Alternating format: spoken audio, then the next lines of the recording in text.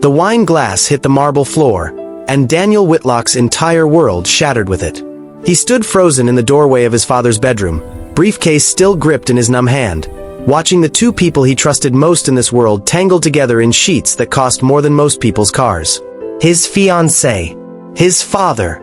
7 days before the wedding that was supposed to unite two empires. Celeste saw him first. Her face drained white as death. His father turned slowly, guilt written across every line of his face. And Daniel just stood there, unable to breathe, unable to scream, unable to do anything but watch his perfect life collapse into ash. But here's the thing nobody expected. What Daniel Whitlock did next didn't just shock his family. It didn't just shock Chicago's elite. It shocked the entire city and made headlines across the country. Because sometimes, the loudest revenge isn't violence. It isn't rage. It's something far more powerful that no one sees coming. This is the story of the billionaire who lost everything in one night and became more powerful than he ever was when he had it all. Hey everyone! Welcome back to the channel. If you're new here, thank you so much for giving this story a chance. And to my returning viewers, you know what to do. Please hit that subscribe button if you haven't already. Trust me, you won't want to miss what happens next in this story. It's going to shake you to your core. Now, imagine this. You've spent 10 years building an empire with your bare hands, proving you're more than just a rich man's son. You finally find love, real love, or so you think. The wedding is a week away. The city is buzzing. Your future looks golden. Then one single night, you walk through your front door and your entire world explodes. Not because of strangers, not because of enemies, but because of the two people you trusted most in this world. That's exactly what happened to Daniel Whitlock. And what he did next didn't just shock his family. It shocked the entire city of Chicago. The penthouse key turned smooth and quiet in the lock. Daniel pushed open the heavy door, expecting darkness and silence. He had texted Celeste hours ago that his flight was delayed. She should be asleep by now. But warm amber light spilled across the Italian marble floors, pooling in the corners like liquid gold. The kind of light that whispered intimacy. His tired mind told him she had waited up, maybe with wine and that smile that first made him fall. Then he saw it. A crystal wine glass on its side near the hallway table. Red wine streaking across white marble like a wound that wouldn't stop bleeding. Celeste never left messes. She was meticulous, almost obsessive. She wouldn't just leave a glass like that. His chest tightened. Something was wrong. Jazz music drifted from the master bedroom, low and sultry, the kind they played at expensive restaurants when they wanted you to stay longer, spend more, feel things. He moved forward without thinking, his leather briefcase still gripped in one hand, his footsteps silent on the cool stone. The double doors to the bedroom stood half open. Slices of lamplight cut through the shadows. He told himself to stop, to turn around, to call out and announce himself. But his feet kept moving, pulled by some terrible gravity he couldn't name. And then he saw them. His father, Richard Whitlock Sr., silver hair against cream silk pillows, head tilted back, eyes half closed in something that looked too much like pleasure. And Celeste. His Celeste. The woman who was supposed to walk down the aisle toward him in 7 days. She wore champagne satin, the robe he had bought her in Paris last spring when she said she loved him under the Eiffel Tower. One strap had fallen off her bare shoulder. Her hand moved slow and deliberate across his father's chest, the same chest Daniel had embraced at his mother's funeral 4 years ago. The room didn't spin. Time didn't slow. It just stopped. Like someone had reached into his chest and ripped out every wire that kept him running. No sound came out of his mouth. He couldn't breathe, couldn't blink, couldn't move. His brain tried to rewrite what his eyes were seeing. Maybe it was a misunderstanding. Maybe his father was sick and she was helping him. Maybe this was some kind of nightmare and he would wake up in his airport rental car still driving home. But then Celeste's eyes opened. She looked directly at him. For one terrible heartbeat, the world held its breath. Her face drained of all color. Her lips parted into a perfect, silent O. Panic flashed across her face, raw and ugly and so very real. She whispered his name like a prayer that came too late. His father turned. Slower. Like a man who already knew he was caught. Richard's face went from confusion to horror in the span of a single second.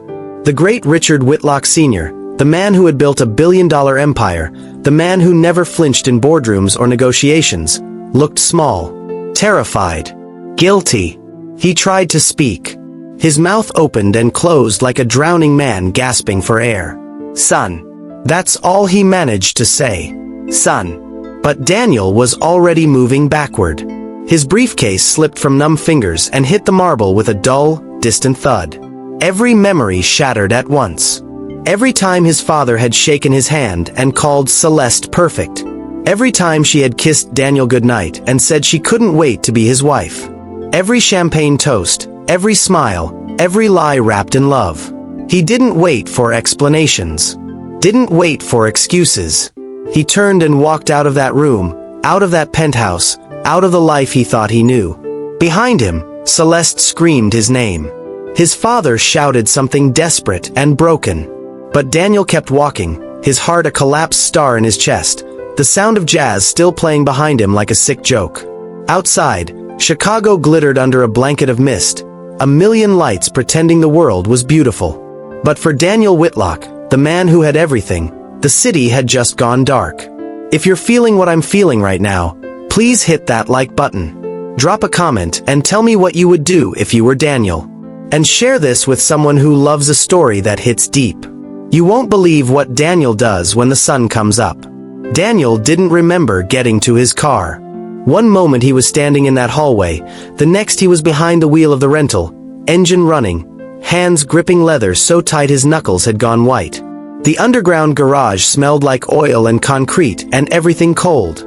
He drove. No destination. Just movement. The need to be anywhere but there. Chicago blurred past his windows. Michigan Avenue still glowed with luxury storefronts, the same stores where Celeste had dragged him shopping, laughing, trying on diamond earrings she said were too expensive even though they both knew he would have bought her anything. He had bought her everything. The penthouse. The car. The ring that cost more than most people made in a year. What else had he bought without knowing the price? He turned down Lakeshore Drive. The water stretched out black and endless to his right, swallowing the moonlight. To his left, the towers where his name lived on glass and steel. Whitlock Financial. Whitlock Industrial Group.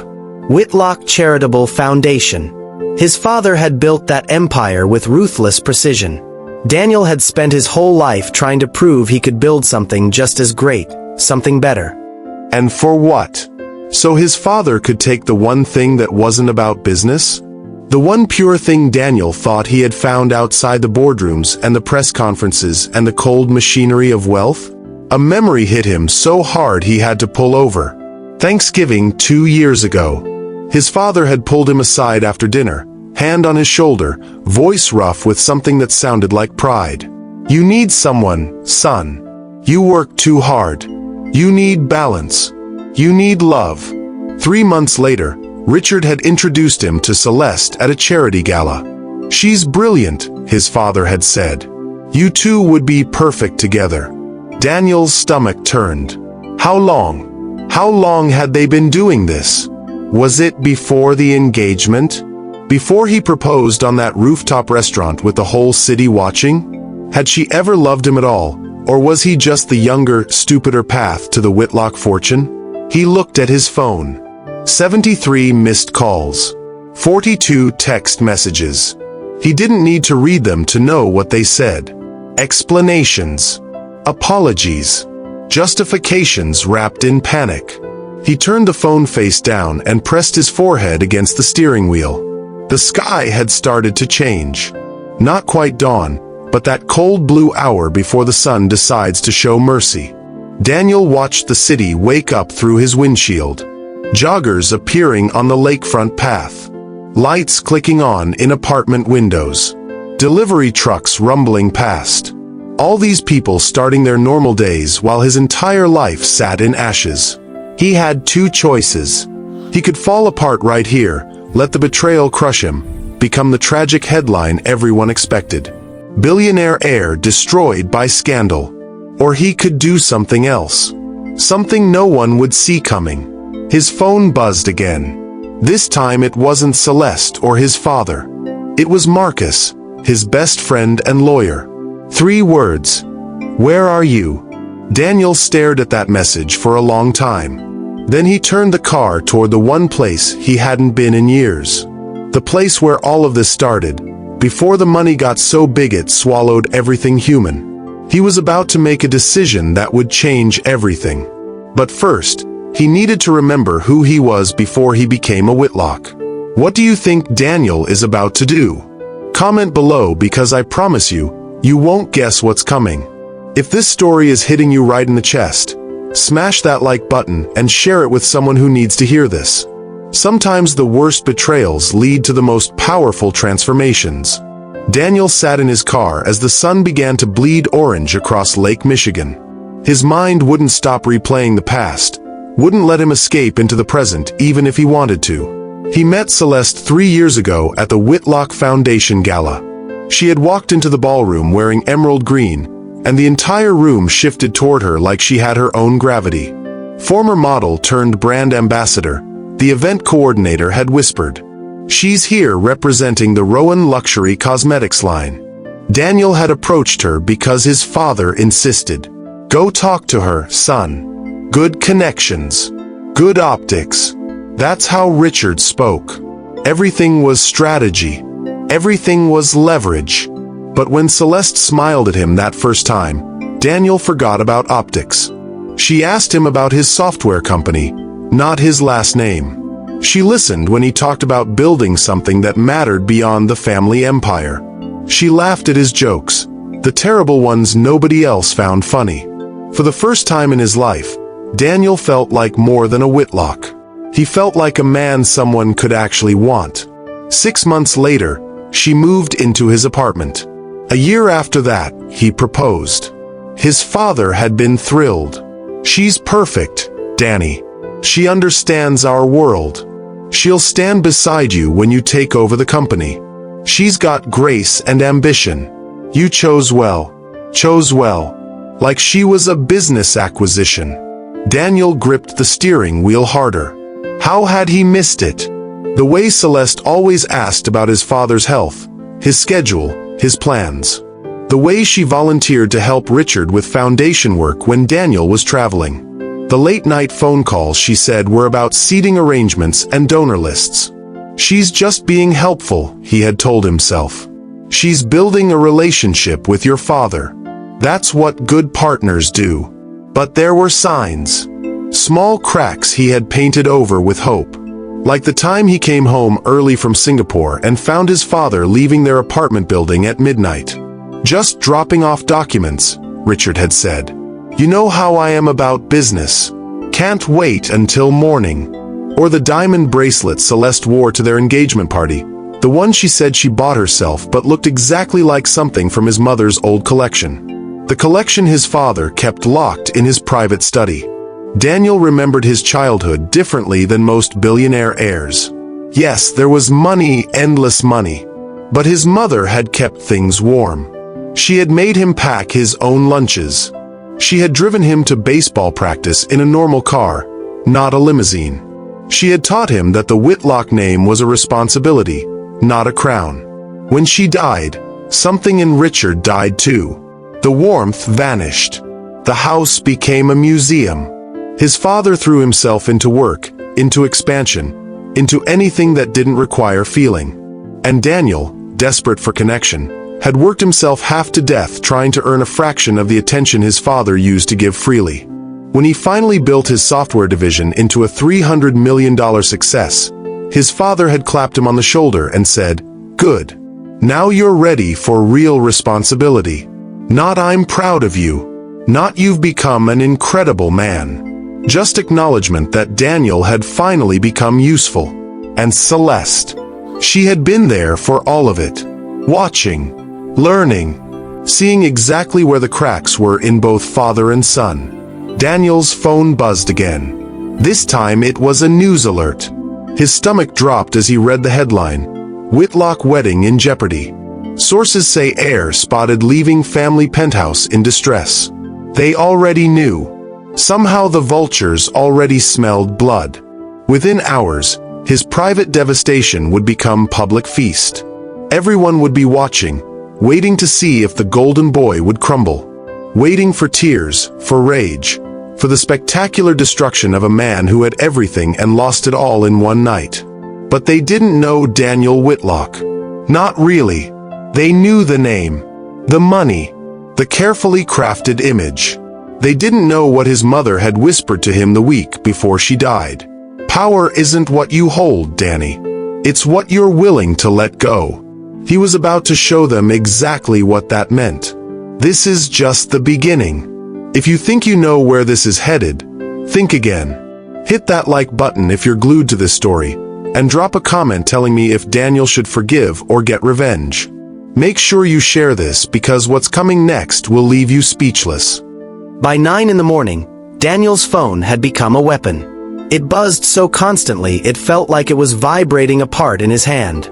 News vans were already parked outside the Whitlock building downtown. Helicopters circled the penthouse like carrion birds. Marcus found him at a diner on the south side, the kind of place where nobody recognized billionaires because billionaires never ate there. Daniel was staring at cold coffee when his best friend slid into the booth across from him. "You look like hell," Marcus said. Daniel didn't respond. The television above the counter was playing the morning news. His face filled the screen. Then Celeste's. Then his father's. The headline scrolled beneath in angry red letters, "Whitlock Empire in Crisis. Engagement Scandal Rocks Chicago's Wealthiest Family." Marcus leaned forward. "Talk to me. What do you want to do?" "Nothing," Daniel said quietly. "Nothing." Marcus's voice rose half an octave. "Danny, the entire city is tearing you apart on social media. They're calling you weak. They're making memes. Your father's PR team is already spinning this as a misunderstanding. Celeste's people are saying you're unstable, that you misread an innocent situation. You need to fight back. You need to destroy them before they destroy you." Daniel finally looked up. "And say what, Marcus? That my fiancée was sleeping with my father? You think that makes me look strong? You think I win by dragging this through the mud? You win by making them pay," Marcus said, his jaw tight. "You have the resources. Bury her. Bury him. Freeze her accounts. Expose every shady deal your father ever made. Burn it all down." The diner door chimed. 2 more people walked in. One of them glanced at Daniel, then whispered to his companion. Within seconds, a phone was out, camera pointing their direction. Daniel stood abruptly. "Let's go." They drove to Marcus's office in silence. The PR team was already waiting. 6 people in expensive suits with tablets and strategies and damage control plans spread across the conference table. Daniel sat at the head of the table and listened to them talk for 30 minutes straight. "We file a defamation suit against anyone reporting this," one said. "We release a statement saying Celeste has a history of instability," another suggested. "We tie this to your father's declining health, make it about his judgment, not his character," a third offered. Daniel listened to all of it. Then he stood and walked to the window. 40 stories below, Chicago moved like it always did. People working. People struggling. People who didn't have the luxury of revenge because they were too busy surviving. "No," Daniel said quietly. The room went silent. "No what?" the lead PR consultant asked carefully. "No lawsuits. No statements. No revenge." Marcus shot to his feet. "Danny, you can't be serious." "I've never been more serious in my life," Daniel said, turning to face them. "They want a war. They want me to play the victim or the villain. I'm not giving them either. I'm giving them something they'll never expect." The PR team exchanged confused glances. One brave soul spoke up. "And what exactly is that, Mr. Whitlock?" Daniel smiled, but there was no warmth in it. Only clarity. Only purpose. Only the kind of calm that comes right before an earthquake. The truth. "And then I'm going to build something they can't tear down. Are you seeing this? Daniel is about to do something nobody saw coming. If this story is gripping you, hit that like button right now. Comment below and tell me what you think Daniel's plan is. Share this with someone because I promise you, the next move he makes will shock everyone. Daniel spent the next 72 hours in a place nobody expected. Not a luxury hotel. Not a private estate. Not fleeing to some European villa where scandals go to die. He went home. His real home. The neighborhood in Bridgeport where he grew up before the Whitlock fortune exploded looked exactly the same. Small brick houses with chain-link fences. Kids playing basketball in driveways.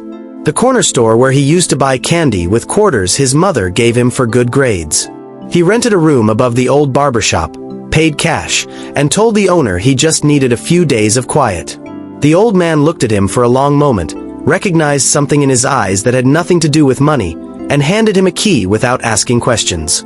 For 3 days, Daniel disappeared. His phone stayed off. The news channels went insane. Billionaire heir missing after family scandal. Has Daniel Whitlock fled the country? Sources close to the family fear for his mental state. Celeste called the police and reported him missing, crying on camera about how worried she was, how much she loved him, how this was all a terrible misunderstanding. His father released a statement through his lawyers. My son is overwhelmed. He misinterpreted a private family conversation. We are seeking to reconcile privately. Private family conversation. That's what they were calling it. But Daniel wasn't running. He was remembering. On the second day, he walked to a house 3 blocks from where he was staying. The porch still had the same rocking chair. The mailbox still read Patterson in faded letters. He knocked. The door opened slowly, and a man in his 70s stood there, eyes widening in recognition. Danny, is that really you? Hello, Coach Patterson, Daniel said quietly. The old man pulled him into a hug that smelled like coffee and old books and everything Daniel had forgotten about goodness. They sat on that porch for 4 hours.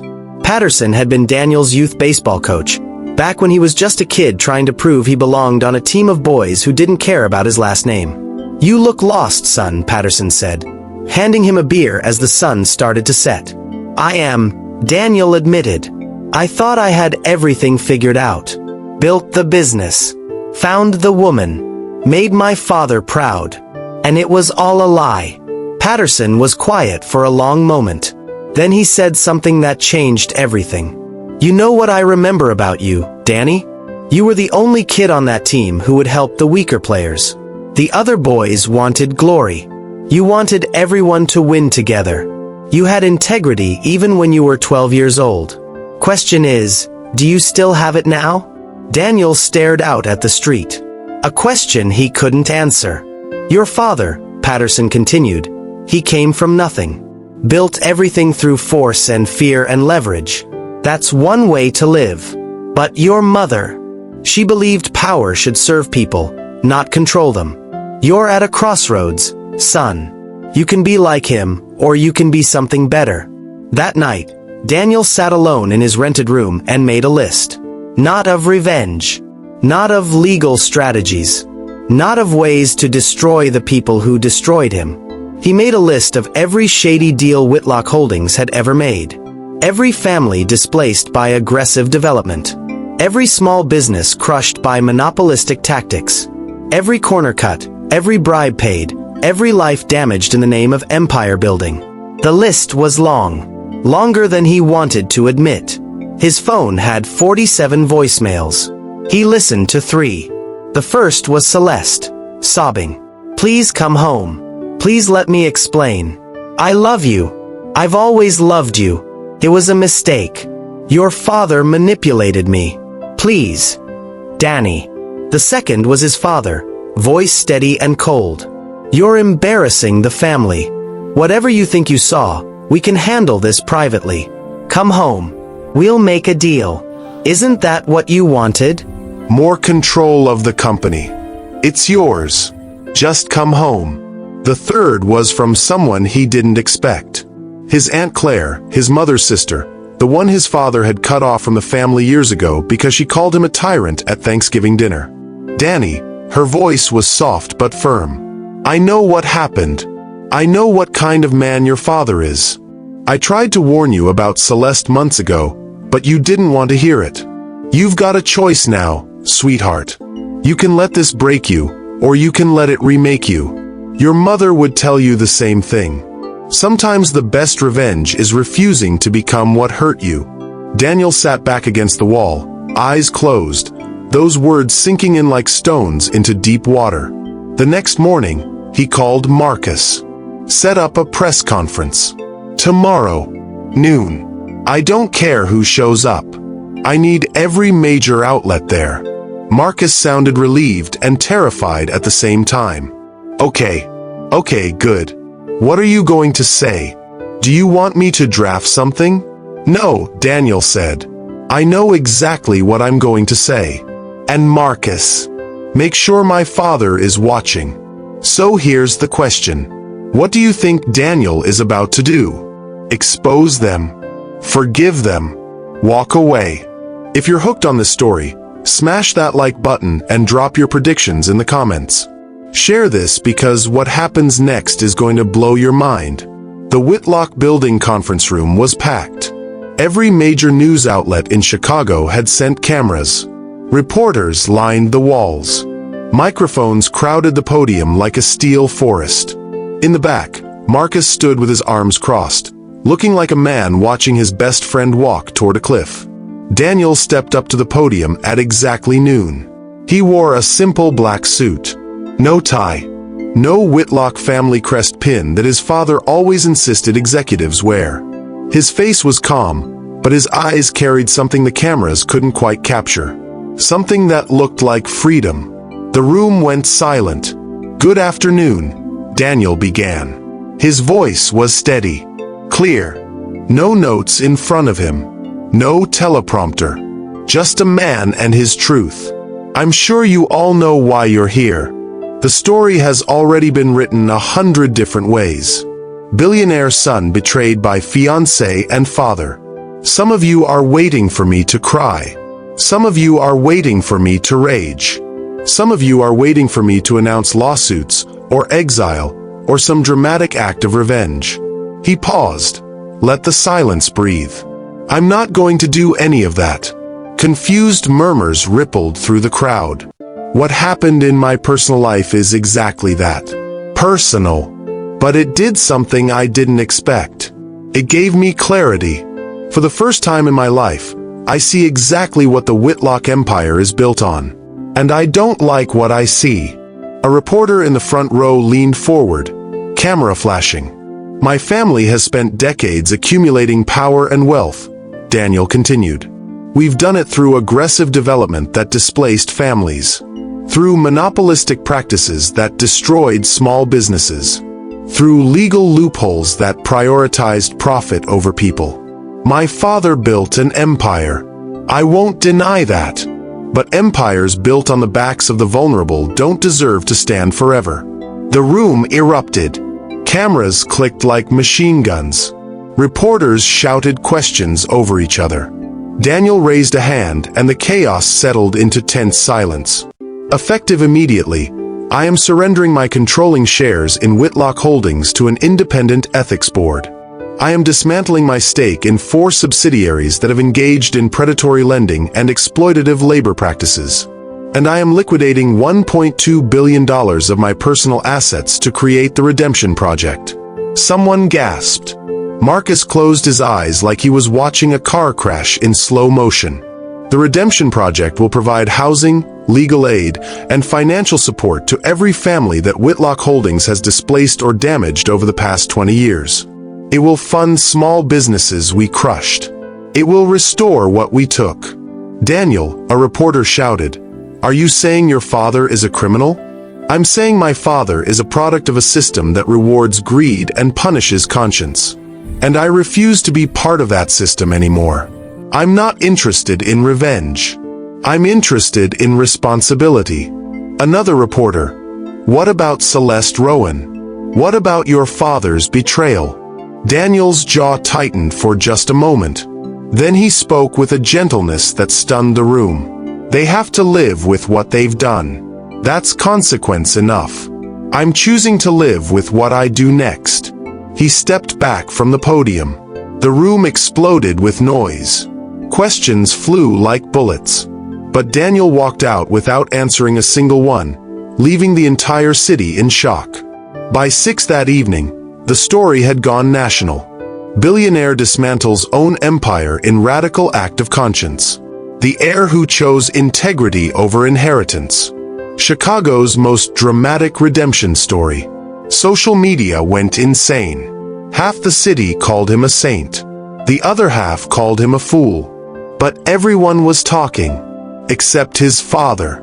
Richard Whitlock Sr. watched the press conference from his private study, alone, drink in hand. And when it was over, he stood, walked to his desk, and collapsed. The stroke was massive.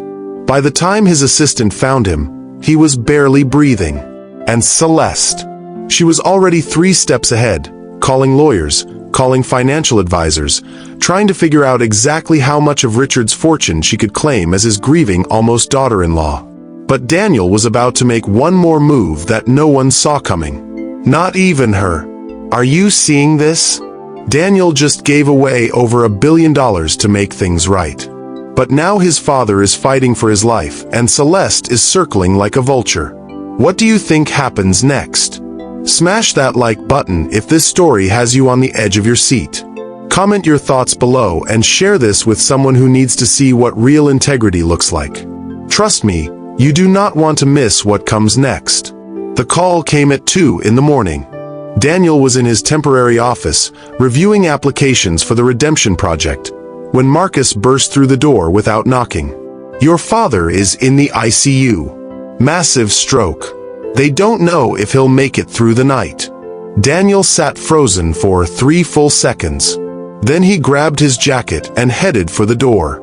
The hospital was cold and sterile and smelled like disinfectant trying to cover death. Richard Whitlock Sr. lay in a private room surrounded by machines that beeped and hummed, keeping him alive one breath at a time. His face looked gray, shrunken, the great titan of industry reduced to fragile flesh and failing organs. Daniel stood in the doorway, unable to move closer. This was the man who raised him. The man who taught him to negotiate, to strategize, to never show weakness. The man who also betrayed him in the cruelest way possible. And despite everything, Daniel felt his chest crack open with something that felt too much like grief. A nurse approached quietly. "Are you family? I'm his son." She nodded sympathetically. The doctor will be in soon. He's stable for now, but the next 48 hours are critical. The stress of the past few days, she hesitated. It was too much for his heart. Guilt tried to climb up Daniel's throat. He swallowed it down. He didn't cause this. His father's choices caused this. Then he heard her voice. "Oh, thank God you're here." Celeste rushed down the hallway in designer yoga pants and a cashmere sweater. Hair perfect, makeup flawless except for the carefully placed smudge of mascara under one eye. She reached for Daniel like they were still engaged, like nothing had happened. He stepped back. Her hands fell to her sides. "Danny, please." Her voice broke in exactly the right place. "I know you're angry. I know I don't deserve your forgiveness. But Richard needs us right now. We have to put aside our differences for his sake." Daniel stared at her. "Really? You're really going to stand here and pretend you care about him?" "I do care," she insisted, eyes welling with tears that didn't fall. "I care about both of you. What happened between us, it was complicated. Your father was lonely. I was confused. But I never stopped loving you." "Don't," Daniel said quietly. "Just don't." A man in an expensive suit approached from the elevator. Tall, silver-haired, carrying a leather briefcase. He walked straight to Celeste and handed her a document. Daniel's jaw tightened. "Who is this?" Celeste glanced at the man, then back at Daniel with something that almost looked like defiance. "This is Bernard Crane, my attorney. We're just making sure Richard's affairs are in order. In case, in case he dies," Daniel finished flatly. "You're already circling his assets." "It's not like that," Celeste said quickly. "Richard and I have been close. Very close. He made certain promises to me. Gifts. Provisions. I'm just protecting what's mine. Yours. Daniel's voice could have cut glass. You were sleeping with him while wearing my ring. Now he's dying and you're here with a lawyer trying to squeeze money out of his estate before he's even gone. The attorney stepped forward.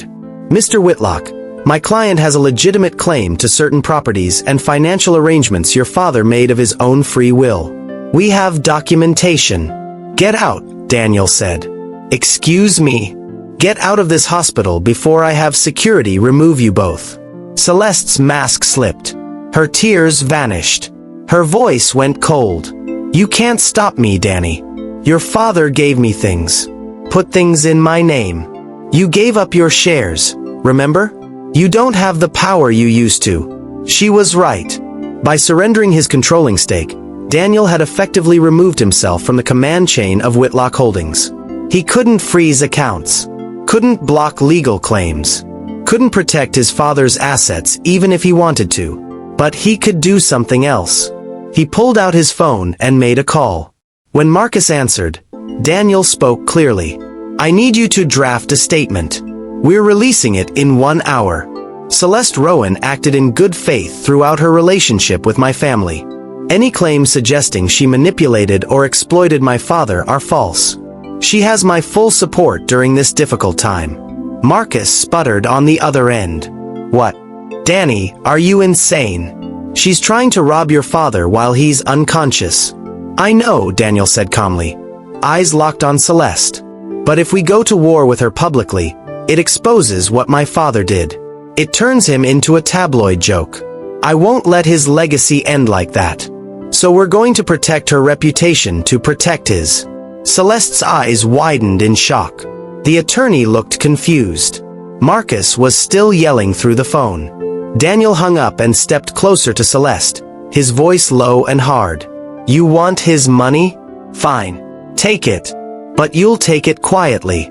No interviews. No tell-all books. No public drama. You disappear from Chicago, and I make sure no one ever knows the whole truth about you and my father. You try to turn this into a circus, and I'll release every text, every photo, every piece of evidence I have. And trust me, I have everything. Celeste's face went pale. You're bluffing. Try me. They stood there in the fluorescent hospital light, two people who once planned a future together, now negotiating a ceasefire over a dying man's hospital bed. Finally, Celeste spoke. 5 million. Paid quietly. And I'm gone. 3 million. Daniel countered. And you sign a non-disclosure agreement so airtight you won't even be able to say my father's name without my lawyers destroying you. She stared at him for a long moment, then nodded. The attorney started to protest, but Celeste silenced him with a look. She extended her hand to Daniel. Deal. He didn't take it. Just turned and walked into his father's room, leaving her standing in the hallway with everything she wanted and nothing she expected. Inside, machines beeped steadily. Richard's chest rose and fell with mechanical precision. Daniel sat in the chair beside the bed and for the first time in days, let himself feel the full weight of everything that had happened. His father might die. The woman he loved had never loved him back. His family legacy was built on broken people and broken promises. And somehow, despite all of it, Daniel had chosen mercy over revenge. The question was, would it be enough? If you're feeling the weight of this moment, hit that like button right now. Comment below and tell me if Daniel did the right thing. Would you have protected someone who betrayed you? Share this story with someone who needs to see what grace looks like even when it costs everything. Because what happens next will determine whether Daniel's choice was wisdom or the biggest mistake of his life. Richard Whitlock Sr. died 3 weeks later. Not from the stroke, but from pneumonia that his weakened body couldn't fight. He never regained consciousness. Never apologized. Never explained. He simply slipped away on a Tuesday morning while Daniel was in a meeting with families from the Redemption Project. The funeral was private. Invitation only. The media stayed outside the gates, cameras pointed at black cars and expensive suits. Inside the cathedral, Chicago's elite filled the pews, whispering about scandals and legacy and what would happen to the empire now. Celeste didn't attend. True to her word, she had taken the 3 million, signed the agreement, and disappeared. Last Daniel heard, she was in Monaco with a new boyfriend, a tech investor twice her age. She posted photos on social media of yachts and champagne, smiling like nothing had ever happened. Daniel sat in the front pew alone. No family left except distant cousins who barely knew his name. He stared at the casket and felt nothing. Not anger. Not grief. Just a strange, hollow emptiness where his father used to live. The priest talked about Richard's accomplishments. The buildings. The jobs created. The charitable donations that bought naming rights on hospital wings. He didn't mention the families displaced. The businesses crushed. The son betrayed. Funerals were for polished legacies, not complicated truths. When it was over, people approached Daniel with rehearsed condolences and calculated questions about the future of Whitlock Holdings. He shook hands, nodded politely, said nothing of substance. They wanted to know if he would take back control now that his father was gone. They wanted to know if his radical ethics experiment was over. He let them wonder. After everyone left, Daniel stood alone at the gravesite as workers lowered the casket into earth. Marcus appeared beside him, hands in his pockets, saying nothing because there was nothing to say. Finally, Daniel spoke. "Do you think he regretted it?" At the end, Marcus considered the question. "I think your father regretted getting caught. I don't think he regretted the choice." Daniel nodded slowly. "That's what I think too." They stood in silence for another moment. Then Marcus handed him a folder. "You need to see this." Daniel opened it. Inside were dozens of letters. Handwritten. Printed emails. Photographs. All from people who had received help from the Redemption Project. A single mother who got her house back after predatory lending almost destroyed her. A small business owner who received a grant to rebuild after Whitlock Holdings drove him into bankruptcy. A veteran who finally got the legal help he needed to fight an unjust eviction. Page after page of lives changed. Not through power, not through control, but through restitution. One letter was from a woman named Gloria Martinez. Daniel remembered her story. Whitlock Holdings had demolished her family's neighborhood to build luxury condos 15 years ago. She'd lost everything. Her home, her community. Her husband left from the stress. She raised 3 kids alone in a cramped apartment on the south side. The Redemption Project had built her a new house, paid for her youngest daughter's college tuition, given her a job in the project's community outreach program. Her letter was simple. "You gave me back my dignity. You didn't have to. You chose to. That choice saved my life. Thank you." Daniel's throat tightened. He closed the folder carefully. "This," Marcus said quietly, "is your father's real legacy. Not the buildings with his name on them. This, what you chose to do when everything fell apart." Daniel looked at the fresh grave one last time. Then he turned and walked toward the car. 6 months later, Daniel stood in a completely different place. Not a boardroom. Not a penthouse. Not anywhere that looked like the old life. He was in Bridgeport, in the community center that the Redemption Project had built. Kids played basketball on new courts. Families attended financial literacy classes in bright, clean rooms. Small business owners met with mentors and investors who actually cared about their success, not just their profit margins. Daniel worked there 3 days a week. Not as a celebrity philanthropist who showed up for photo ops, but as someone who listened, who learned, who helped however he could. He had sold the penthouse, sold most of his cars, moved into a modest townhouse near the center. He still had money, more than he would ever need, but it didn't define him anymore. It was a tool, not an identity. Marcus joined the project's board and helped restructure Whitlock Holdings under the new ethics oversight. Half the old executives quit in protest. The other half stayed and actually started building things that mattered. Affordable housing, clean energy, healthcare access. The company made less profit. The shareholders complained. But the people it served finally had a voice. One afternoon, Daniel was helping set up chairs for a town hall meeting when someone tapped his shoulder. He turned to find Coach Patterson standing there, grinning. "Heard you were doing good work over here," the old man said. Trying to, Daniel replied. Patterson looked around the center, at the kids laughing, at the families learning, at the hope growing in a neighborhood that had been forgotten. Your mother would be proud, son. Real proud. Something in Daniel's chest finally settled. A weight he didn't know he'd been carrying just lifted and floated away. That evening, he sat alone on the center's front steps watching the sunset paint the sky in orange and gold. His phone buzzed. A text from a number he didn't recognize. He almost deleted it. Then he read it. I saw what you built. What you're doing. I'm sorry for everything. I hope you find happiness. You deserve it more than anyone I know. No name. But he knew it was Celeste. Daniel stared at the message for a long time. Then he deleted it without responding. Some apologies come too late. Some bridges burn for a reason. But he wasn't angry anymore. Anger required energy he'd rather spend on things that mattered. He looked out at the neighborhood, at the lights coming on in houses that wouldn't exist without second chances, and realized something profound. He had lost a fiancée, lost a father, lost an empire, but he had found something infinitely more valuable. He had found himself. The man he was always supposed to be before wealth and legacy and expectations buried him under their weight. The 12-year-old kid who wanted everyone on the team to win. The son of a woman who believed power should serve people, not control them. Revenge would have felt good for a moment. It would have destroyed Celeste and tarnished his father's name and satisfied every angry voice screaming for justice. But this, building something real, giving people their dignity back, choosing integrity when the whole world expected vengeance, this felt like winning.